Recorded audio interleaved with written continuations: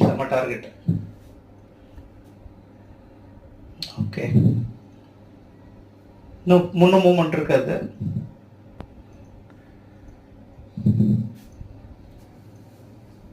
$27 இன்னும் முடியல. அது இன்னும் இருக்குது. 790 இங்கே பிரேக் ஆயிடுச்சு பாரு, நம்ம லெவல் வந்துடுச்சு.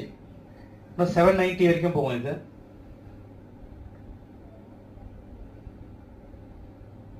இது வரைக்கும் டார்கெட் ஸ்பாட்ல வச்சுக்கிறோம் பாருங்க. எஸ், இதுல சப்போர்ட் எடுத்தா இன்னும் மூவ்மெண்ட் இருக்கு. 38